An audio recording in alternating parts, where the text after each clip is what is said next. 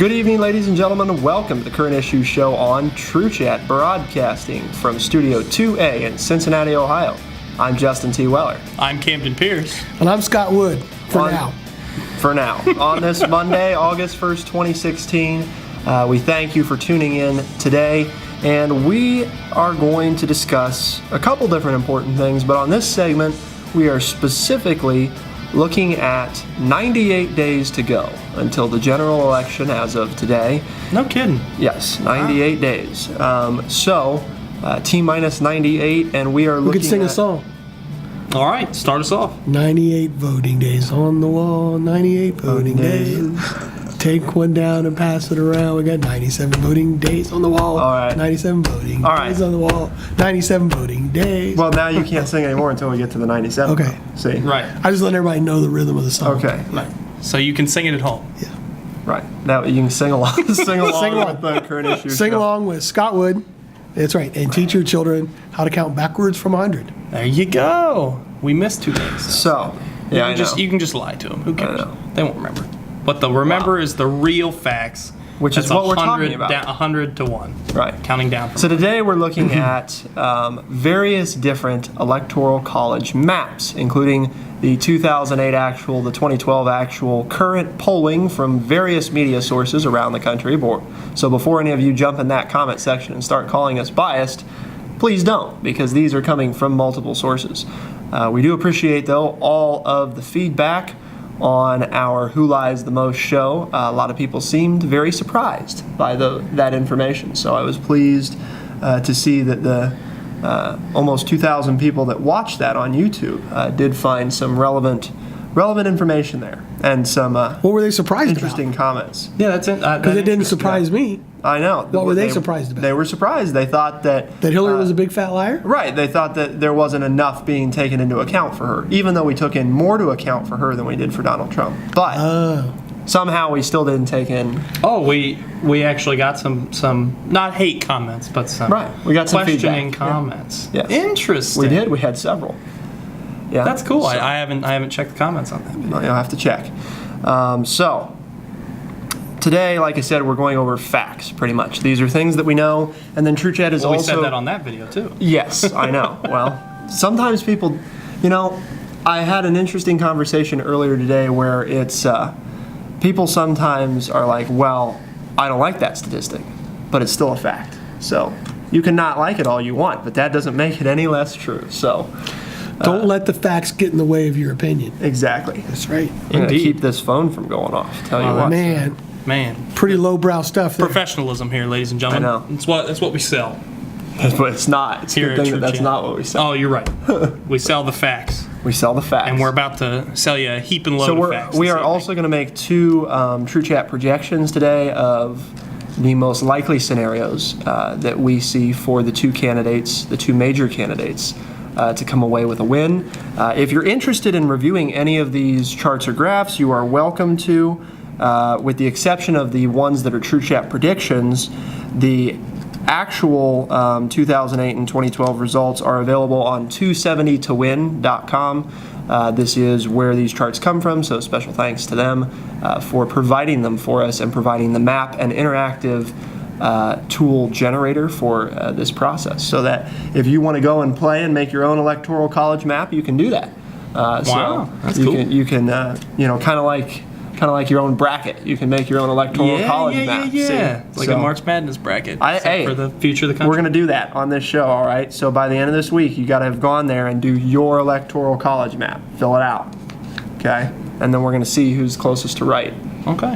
and we'll do some kind of prize for I'm cool with it. whoever gets we it should right. get an office pool. Go the whole Yeah. 9 yards with it, man. Go the whole office. Get Yeah. everybody to fill Exactly. one out. Yep. I like it. See? This is why There we you're go. Ideas. EVP of There- engagement. There I am, ladies and There it gentlemen. is, engaging. Engaging super hard. All right, so the first one that's up on the screen here for you is the 2008 actual. And as you can see, we're going to run through these ones pretty quick, but Obama came in with 359, McCain with 179.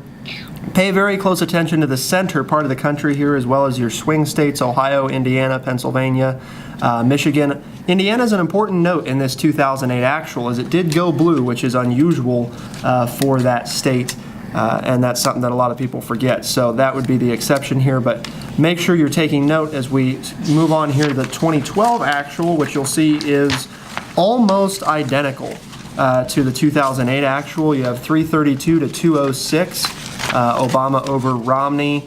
Differences here being that North Carolina went red and Indiana went red. And other than that, you're pretty much identical again here on major states. So that was the slight difference here in what was going on. And the reason that I'm again putting these up is so that you can really look at the center of the states, the center states here in the country, and see what everything was looking like, because that is part of how we do our projections later on. So did you guys remember, because I guess I didn't remember, that it was such a difference between Obama and McCain? I guess not that it's... Oh, you know. forget Sarah Palin? Yeah, I was about to Come say. on, that's the Sarah Palin election. That's the Sarah Palin. Oh, man. That's what Sarah Palin McCain does. was in the election until... I mean, I remember Until he that I tacked way said right. it. I was Tacked just- way right yep. and picked Sarah Palin, and Joe the plumber, right? And Joe the Between plumber. Sarah Palin and Joe the plumber. Who the So- heck's Joe the Plumber? You remember Joe the plumber? No. Joe stood up and was talking about how he was the everyday person or whatever. Yeah. And he was actually out of work or something. I don't want to slam on Joe the plumber, but it wasn't a big... It was trying to McCain's attempt to connect with the everyday Americans. Oh, so he planted a guy. No, it wasn't really planned. It was kind of, I don't know, just It was just a failed attempt at... trying to show that I don't remember he that was at in all. touch. You remember Joe the plumber? So Joe the Plumber's an actual human. Yes. Yes. It's not John McCain. Has nothing to No. do with John McCain. No. Other than his election. Right. Okay, so Part of his anyway. election strategy Gotcha. with Sarah Palin. Gotcha. So anyway. So maybe Trump's not so far off to not follow the RNC. I guess. I mean, if you look at what the way they directed McCain. I don't know if and I'd Romney wanna- in certain ways. Yeah. So, the next chart that we're showing you here, or the next map rather, shows you the current polling information for the election. So this is conducted across multiple media sources that this data is being compiled from, and essentially what you have is a varying range of dark blue, light blue, brown, gray, light red, and dark red. So the darker the color, the more confidence in whether or not this state will go for the listed candidate. So for example, California is dark blue because based on current polling, there is more than a 10-point difference in Clinton and Trump's numbers there. Therefore, we are confident that we can call California, as of today, for Hillary Clinton. Likewise, if you look at a place like, I wish there was one that was as big as California to reference. But We'll there just go with definitely Idaho. So good old Idaho. We're looking at that, and you can see that it's dark red, meaning that we are confident as of today that it can be called for Donald Trump. Again, light blue means that there is a 5 to 10 point margin, and if it is in the brown, that means it's been polled, but it's within the 5-point margin, and if it's that light gray color, that means that it hasn't been polled at all yet. So for our projection maps, we are going off of initially this polling information for the first one that we're going to show you here. So what we are going to turn to initially is the Clinton projection.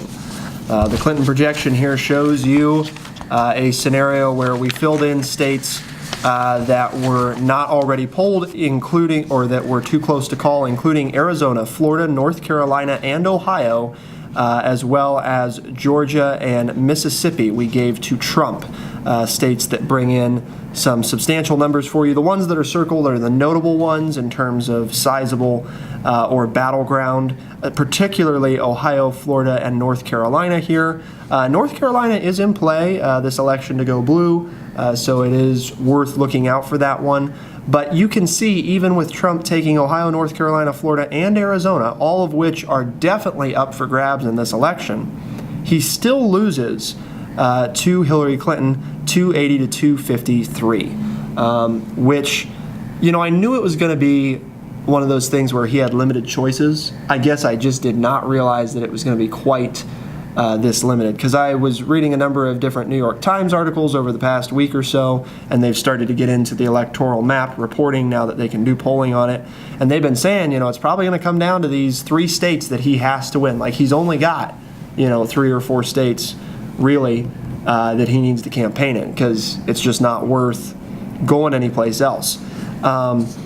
And then the last one we're going to show you here is our Trump projection, which does show you that there is a way for Trump to win, and this is the most likely scenario that TrueChat devised for him to be able to win, which again, I don't find all that likely considering that he is taking Ohio, North Carolina, Florida, Arizona, and Pennsylvania in this scenario, leaving basically just one battleground state to Hillary Clinton, which is Virginia, which again is unlikely, but not impossible. So it could happen, and this is the projection of the about 15, I believe, projections that we looked at that seems to be the most likely.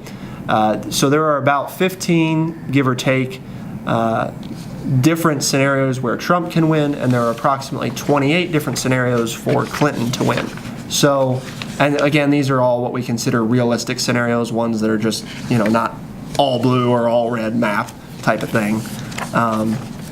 So that is what we're basing this on. Again, they're based in fact here, and we did provide you with both projections. And the last map that I just wanted to show you was just one difference from the Trump projection here, is that if Ohio went blue in the Trump projection scenario, he would then still lose 283 to 255. So if she just took two swing states, Ohio and Virginia, she would still win overall, because that's, accounting for the fact that she couldn't take Arizona, which by the way is up for grabs again, even with good old Gary Johnson in the race here.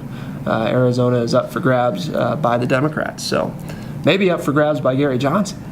Which, I mean, you could make the argument that helps the Democrats even more that he's in the race. So. Yes, you could, because since his state has seen, the results that it's seen because of him, they might be more inclined to go with somebody who's socially liberal instead of somebody who's socially conservative. Correct. But I don't know. Arizona is an important state in this one, so it could very well be one of the key points, as you've seen in our different charts and graphs here, as to what's going on. So I just want to turn to reactions here about what you think now, because I think the reality is, the honest reality is that Trump basically has to, because he doesn't have the same funding or organization as Clinton's campaign, which we've known for quite some time. Still doesn't, even after having the nomination.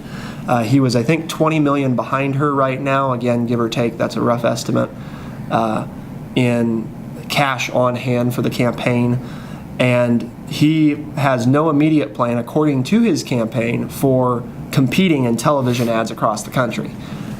He is looking to do a lot of events in the swing states that he thinks he can, muster a fight in. But that is kind of what it comes down to, is Ohio, Pennsylvania, Virginia, North Carolina, and Arizona, and Florida. I don't really throw Virginia in there for what it's worth, guys, because that is Clinton's running mate's home state. So nobody else in the country needs to bother to go vote, right? It's coming down to those 6 states.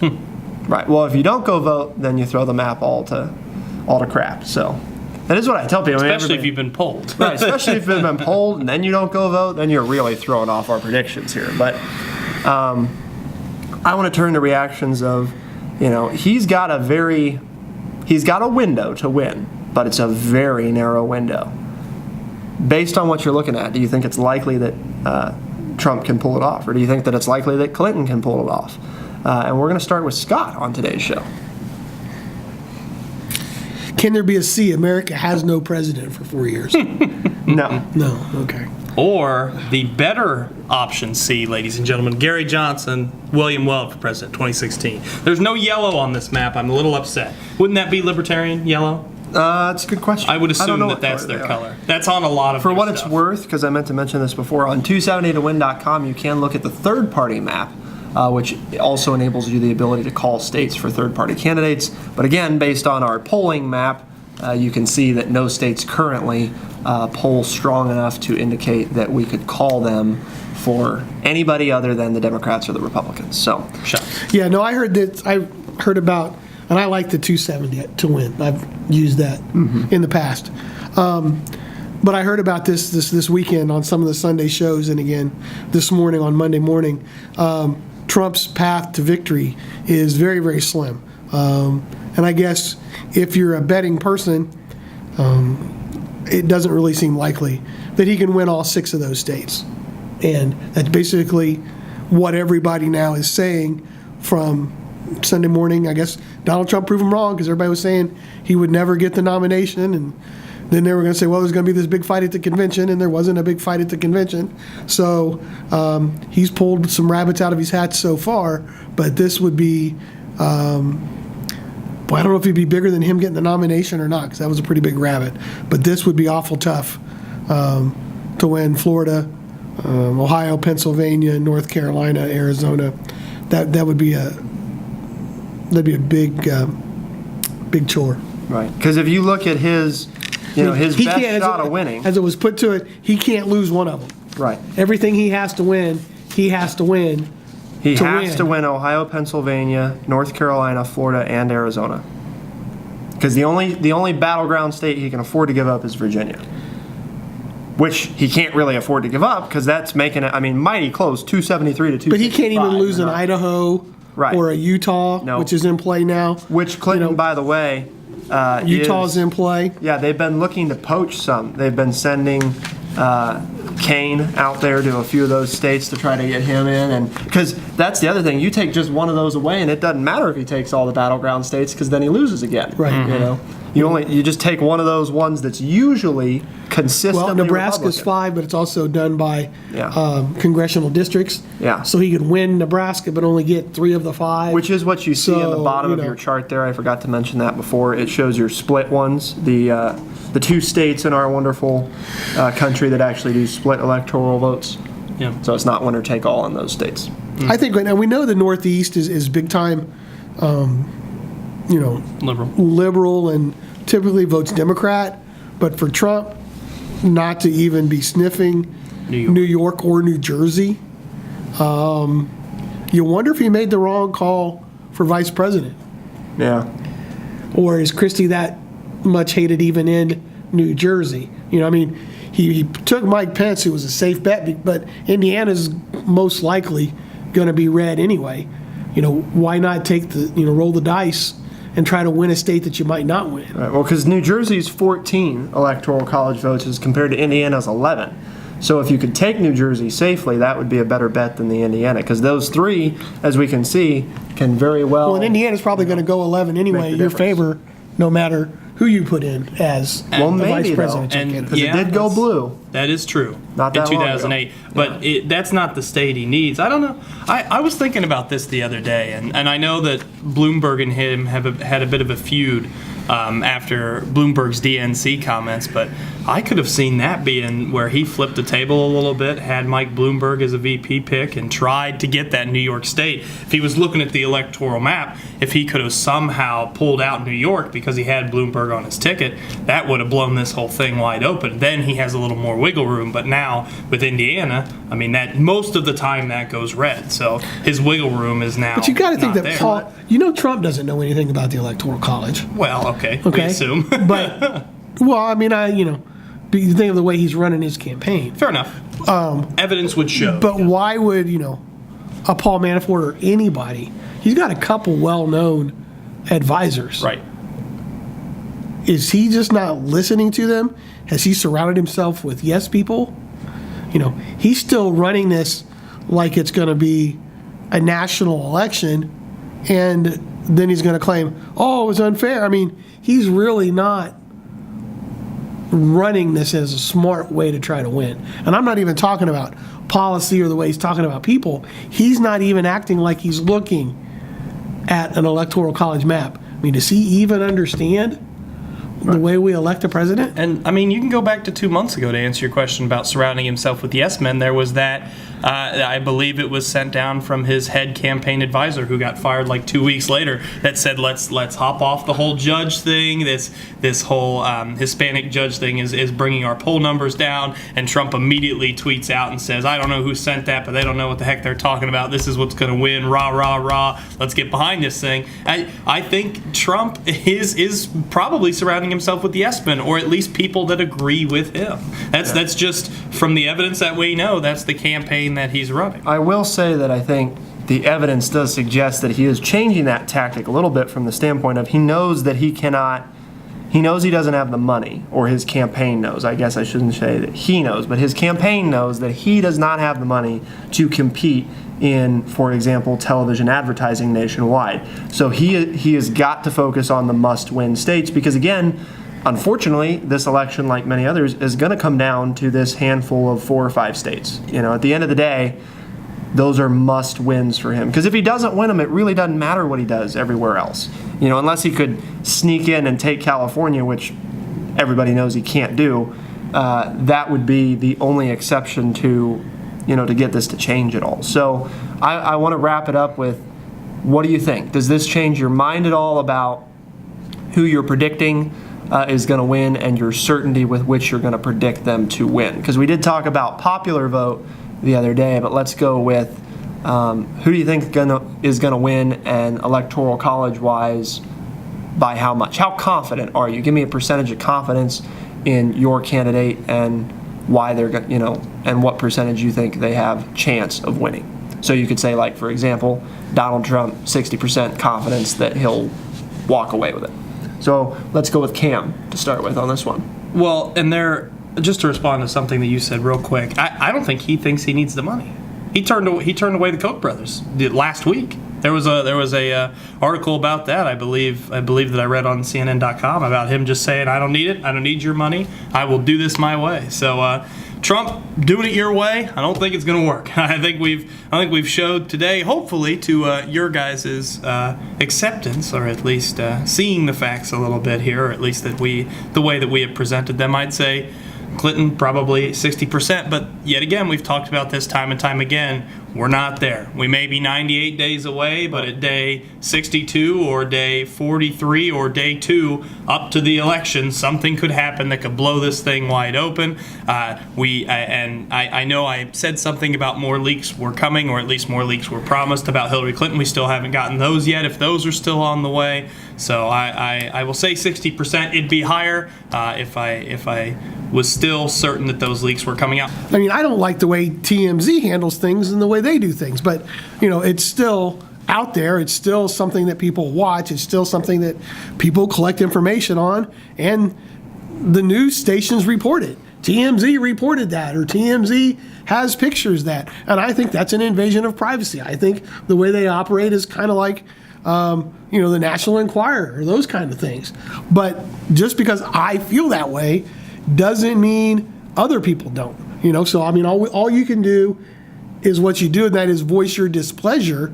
But we don't have the power to just say they don't have the right to exist. Right. Well, I have the power to say that. Right, but you can't do anything about it other than get other people to believe the way you believe. I'd love to have a word with their founder, but what do you think about? But it wouldn't do any good. Going back to this, last couple of weeks I've been really contemplating the fact that I think Donald Trump had a chance, because it's just amazing how close the national polls are showing this race. But that's why I've been asking, what's the Electoral College breakdown? And you see it here, basically, in what I've heard this weekend. I don't think that Trump really has that outstanding of a chance to win. So I'll go Clinton at 85% winning in the Electoral College. I think it could be a very close race on the national stage as far as voter turnout and people voting, raw numbers, but I think an Electoral College victory is almost a certainty for Clinton when you look at what Trump has to do. The best way I saw it was he's got to win all the battleground states plus what Romney won in 2012. And if he loses one of those, he's done. That margin of error is so small, I can't believe that with his temperament that he can pull that off. That's just, I think, and I think it, once again, could bring into discussion, which I don't think will do any good, because I said it in 2000, it wouldn't change anything. I think it'll bring the whole concept of the Electoral College into discussion, but for another 6 to 18 months, and then we'll be right back with it as well, as we were in 2000. All right, so there you have it, ladies and gentlemen. That is your breakdown of the historical maps as well as the current polling and two of our projected scenarios for Clinton and Trump. So you've got both in front of you, a path to victory for each of them, and you've got your panel's official predictions on where everything will land. And on that note, ladies and gentlemen, as always, we appreciate you tuning into today's episode. Make sure you tune in to our other episode as well, where we discuss Donald Trump's recent controversy with a particular Gold Star family, and whether or not this might have something to do with his narrow path to victory. All of that and more on the next episode of The Current Issues Show. For TrueChat on The Current Issues Show, broadcasting from Studio 2A in Cincinnati, Ohio, on this wonderful Monday, August 1st, 2016. I'm Justin T. Weller. I'm Camden Pierce. And I'm Scott Wood. As always, thank you very much for tuning in, and we'll see you next time on The Current Issues Show. Be the change.